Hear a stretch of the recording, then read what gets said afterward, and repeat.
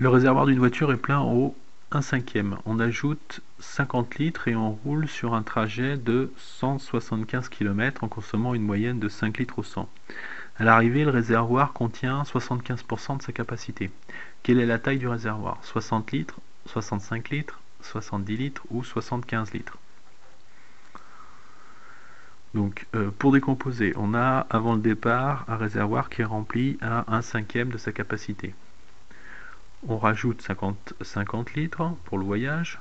On roule 175 km en consommant 5 litres au 100.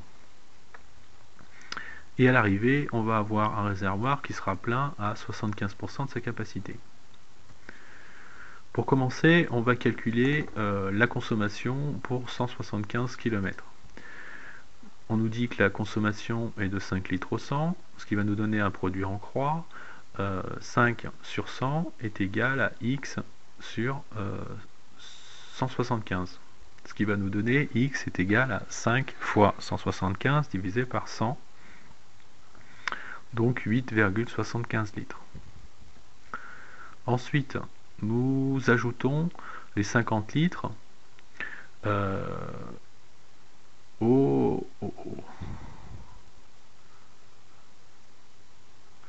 Ensuite, on ajoute 50 litres aux 8,75 litres qui ont été consommés. Ça nous donne 50 moins 8,75 est égal à 41,25 litres. Enfin, le réservoir était plein au 5e, donc il y avait 20% d'essence au début.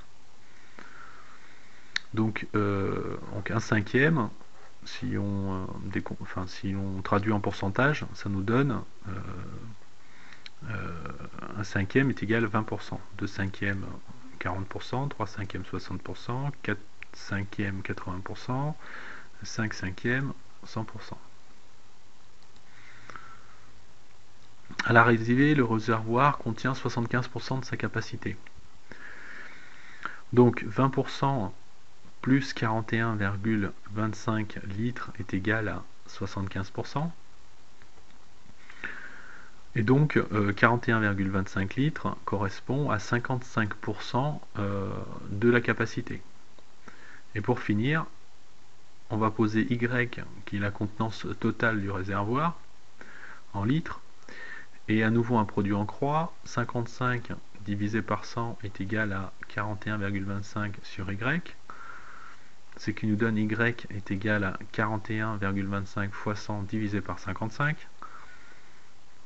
Ce qui va nous donner 75 litres. Donc la réponse était D, 75 litres.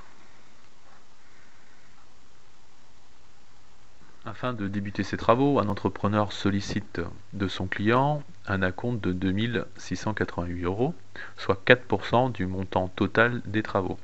Sachant que le client pourra déduire 25% du montant global des factures de son revenu imposable au titre de l'année 2007, calculer le montant de la facture globale des travaux qui sera établie par l'entrepreneur. Et vous avez 4 propositions.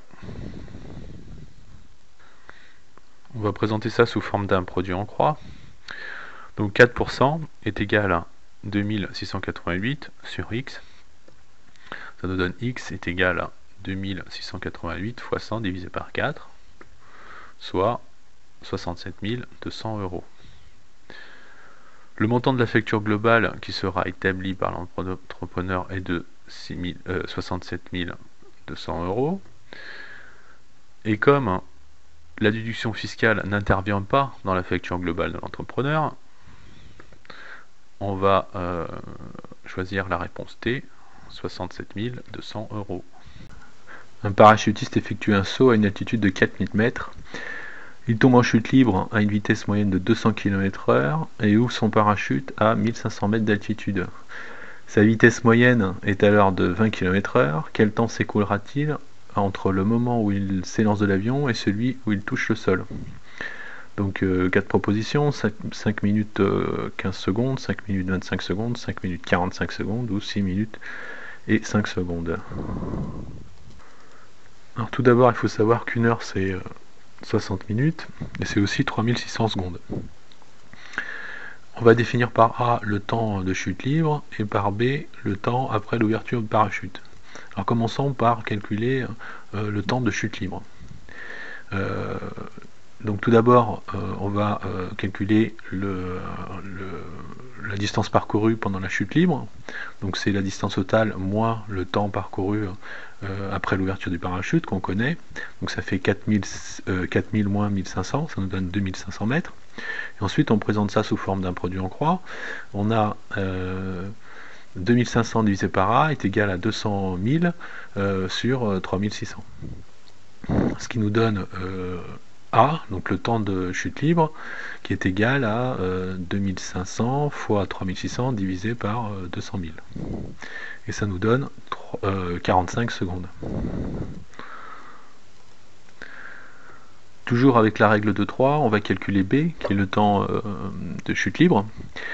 Donc on présente ça comme ça, 1500 divisé par B est égal à 20 000 divisé par 3600. Ce qui nous donne B est égal à 1500 fois 3600 divisé par 20 000. Et le résultat est 270 secondes. On n'a plus qu'à ajouter les deux temps, 270 plus 45, ça nous fait 315 secondes. Et 315 secondes, c'est 5 minutes et 15 secondes. Donc la réponse est la réponse A, 5 minutes et 15 secondes.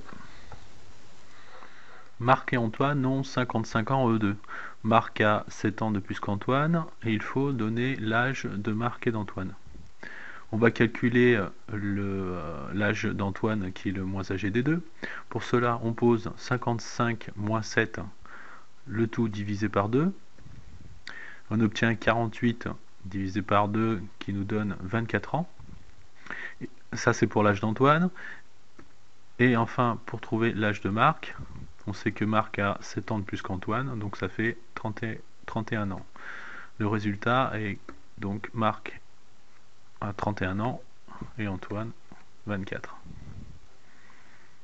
La citerne d'une station essence en forme de parallélépipède mesure intérieurement 4 mètres de longueur, 3 mètres de largeur et 3 mètres de profondeur. Quel est son volume? Vous avez le choix entre 360 litres, 520 hectolitres, 3600 litres ou 360 hectolitres. Voilà ce que ça donne si on représente le parallélépipède. Donc on a un parallélépipède de 3 mètres par 4 mètres par 3 mètres. Pour calculer le volume d'un parallélépipède, c'est la longueur fois la largeur fois la hauteur. Donc ici, on travaille en mètres, donc ça va nous donner des mètres cubes. 3 fois 3 fois 4 égale 36, soit 360 hectolitres. Donc pour trouver ça, il faut avoir en tête ce tableau qui permet d'associer les mètres cubes aux litres, aux hectolitres, etc. Donc ici, on a 36 mètres cubes, donc on place 36, et ça donne en hectolitres 360. Et 360 hectolitres, c'est la réponse D. Donc réponse D. Un boulanger vend 50 de ses croissants à 50 centimes d'euros pièce, puis le reste à 30 centimes d'euros pièce. Il réalise une recette juste pour les croissants de 70 euros. Combien a-t-il fabriqué de croissants? 70, 180, 150 ou 200? On a donc 50 croissants vendus à 0,5 euros pièce. Et on va poser R, le nombre de croissants restants vendus à 0,3 euros pièce. Donc le total des ventes, on en a pour 70 euros. Donc on va poser l'opération comme ceci. 50 fois 0,5 plus R fois 0,3 est égal à 70. R fois 0,3 est égal à 70 moins 50 fois 0,5.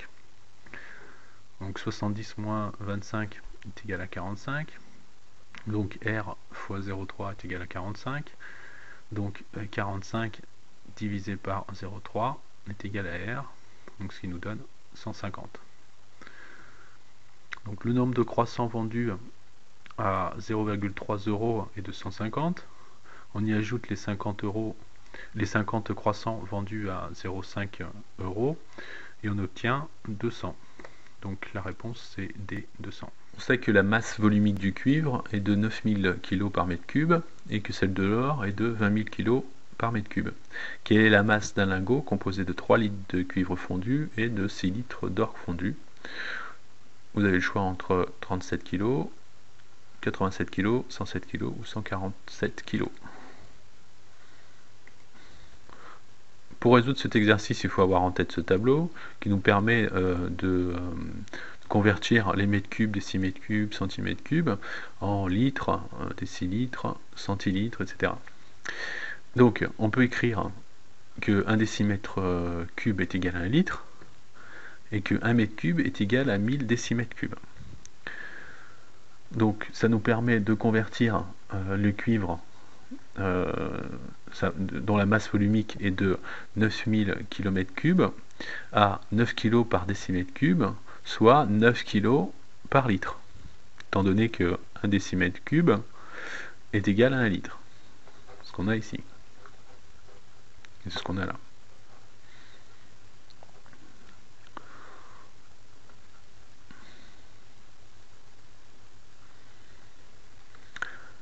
Pour l'or maintenant. L'or a une masse volumique de 20 000 kg par mètre cube, ce qui correspond à 20 kg par décimètre cube, soit 20 kg par litre. Alors, la masse d'un lingot d'or de 3 litres de cuivre et de 6 litres d'or nous donne cette opération. 3 fois 9 plus 6 fois 20 est égal à 147. Donc la réponse, c'est la réponse D, 147 kg. Afin de débuter ses travaux, un entrepreneur sollicite de son client un acompte de 2688 €, soit 4% du montant total des travaux. Sachant que le client pourra déduire 25% du montant global des factures de son revenu imposable au titre de l'année 2007, calculer le montant de la facture globale des travaux qui sera établie par l'entrepreneur. Et vous avez 4 propositions. On va présenter ça sous forme d'un produit en croix. Donc 4% est égal à 2688 sur X. Ça nous donne X est égal à 2688 fois 100 divisé par 4, soit 67 200 €. Le montant de la facture globale qui sera établi par l'entrepreneur est de 67 200 €. Et comme la déduction fiscale n'intervient pas dans la facture globale de l'entrepreneur, on va choisir la réponse T, 67 200 €. Un parachutiste effectue un saut à une altitude de 4000 mètres. Il tombe en chute libre à une vitesse moyenne de 200 km/h et ouvre son parachute à 1500 mètres d'altitude. Sa vitesse moyenne est alors de 20 km/h. Quel temps s'écoulera-t-il entre le moment où il s'élance de l'avion et celui où il touche le sol? Donc 4 propositions, 5 minutes 15 secondes, 5 minutes 25 secondes, 5 minutes 45 secondes ou 6 minutes et 5 secondes. Alors tout d'abord, il faut savoir qu'une heure c'est 60 minutes et c'est aussi 3600 secondes. On va définir par A le temps de chute libre et par B le temps après l'ouverture du parachute. Alors commençons par calculer le temps de chute libre. Donc tout d'abord, on va calculer la distance parcourue pendant la chute libre. Donc c'est la distance totale moins le temps parcouru après l'ouverture du parachute qu'on connaît. Donc ça fait 4000 moins 1500, ça nous donne 2500 mètres. Et ensuite on présente ça sous forme d'un produit en croix. On a 2500 divisé par A est égal à 200 000 sur 3600. Ce qui nous donne A, donc le temps de chute libre, qui est égal à 2500 fois 3600 divisé par 200 000. Et ça nous donne 45 secondes. Toujours avec la règle de 3, on va calculer B, qui est le temps de chute libre. Donc on présente ça comme ça, 1500 divisé par B est égal à 20 000 divisé par 3600. Ce qui nous donne B est égal à 1500 fois 3600 divisé par 20 000. Et le résultat est 270 secondes. On n'a plus qu'à ajouter les deux temps. 270 plus 45, ça nous fait 315 secondes. Et 315 secondes, c'est 5 minutes et 15 secondes. Donc la réponse est la réponse A, 5 minutes et 15 secondes.